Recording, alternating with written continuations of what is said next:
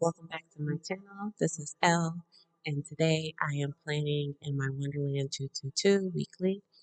I decided to use this kit that I got from Let's Plan It. It is a journaling kit, very detailed, but I'm just showing you different types of boards, writing boards that you can utilize. This clear one I actually made using a um, cutting board from the dollar store. So if you don't want to pay, for the one that's on Amazon that or the one on Jet Pens, that hard one that I have in the back, you can make one yourself just by using a guillotine cutter or a box cutter and adjusting the sides of a clear cutting board. So there you go. Um, this kit is a journaling kit and it came with a lot of headers and banners. So I was trying to figure out different ways that I wanted to use it.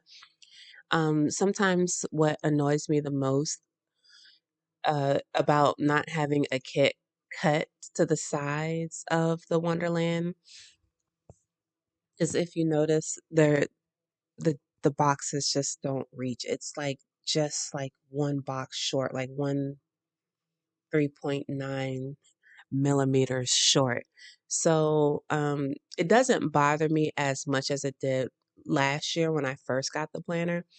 But I just try to find different ways of either not changing the day or changing that whole section in general. I think it's just, it's not as bad as it was, like I said, but I just had to get over the fact that there was going to be space. I think in this particular setup, I'm just going to use date covers. Um, to cover that little section and just let it be, even though I can tell that all my date headers are crooked. The torn paper on this is really nice, and I wanted to find ways to use it in the spread. I am really enjoying journaling kits in the Wonderland. I think it is a great option for people who like to plan with kits but want to use the Wonderland.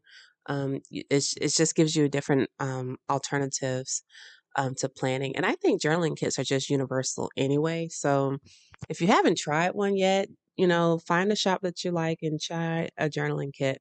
Most of them are about the same. They're typically 2-page kits. This Let's Planet kit is an 8-page kit. So my goal is actually to use this kit also on my daily setup pages for my wellness planner, which is in a Hobonichi cousin. I can't wait to see how that works because there's so many different options. I will tell you this Let's Planet, the paper, the sticker paper, that's some high quality sticker paper because normally I could kind of rip it myself if I wanted to adjust the size of one of the stickers, but the torn paper did not tear. It did not tear. So I had to get a pair of scissors to make adjustments to it. Um, it we made it work, but it just know that it wasn't what I thought it was going to be. So typically, how I like to plan, I like to identify the big events first. Um, so, like Monday's a holiday. There's no school and I don't have to work. But then also, we have to make sure we put out the trash and recycling. So, I always want to identify those things up in that little section um, ahead of time. To me, that's kind of like events. I think that's a great event box. And if you don't have anything um, that's going on in the event box, that's a good spot for affirmations. That's a good spot for weather. That is a good spot for intention setting. Like I think there's many different ways that we can use that box instead of covering it up.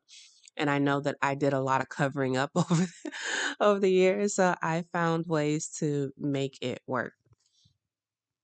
On Thursday, my son has to go to the ENT. I can't wait. This has been a long, drawn out process of trying to figure out why is he so congested?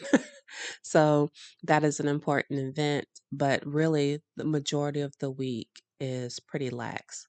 Um, there's not much going on. So I try to fill in with things that I think um, I want to do, but I don't like to create a complete to-do list ahead of time.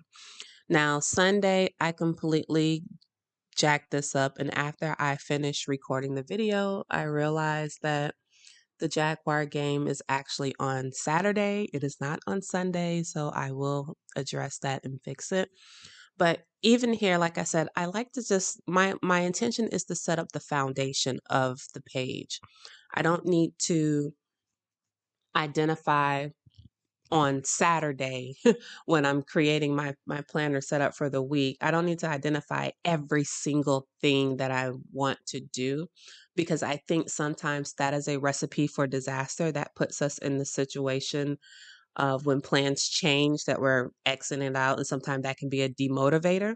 So I would suggest to you just, create the foundation, identify the big events or the notable events. I do want to try zone cleaning because, like I said, this is my catch-all, and I want to do some things with zone cleaning. I think that is so cool, and with my kids and stuff. So,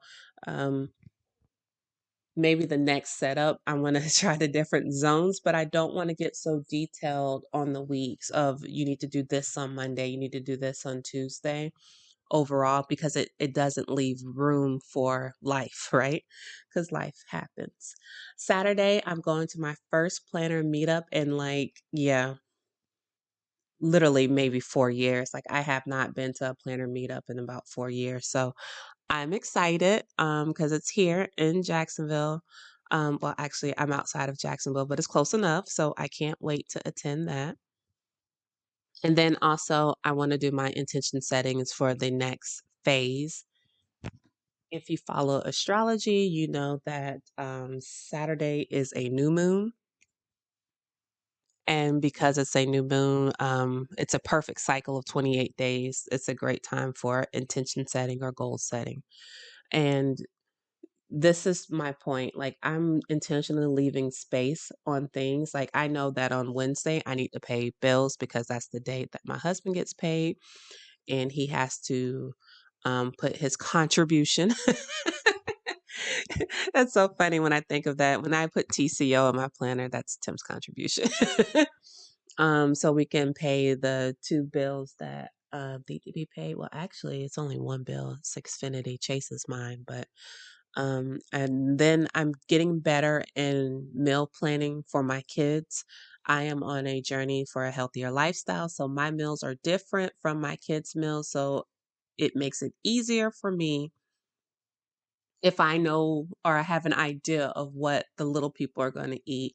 Then that takes the stress off of me. So if I do decide to eat something light or eat something that they probably will not eat, um, it's already figured out because they don't mind it being figured out. Adults are we're the problem that don't like to be flexible. And if you notice, I always go back to my monthly page. So in my mindset, my monthly page is my pre-plan. That's why I kind of write events that I know that are going to happen in the beginning of the month and go from there. So I use the monthlies to pre-plan, and then the weekly is to kind of set it up a little bit better. So I hope that this was helpful and useful information for anyone using the Wonderland. If you have any questions for me, please leave them down in the comment section and I will return your comment. I want to create a community where we can talk about this planner because I just think it doesn't get enough recognition. I think it's a wonderful planner. I love the pages in the back. If you haven't seen my planner setup, I do have a planner setup video where I go through how I'm using this planner and how I'm setting up the pages in the back. Again, if you have any questions for me, leave them below. I hope that you guys have a great day. And until the next video, you guys take care.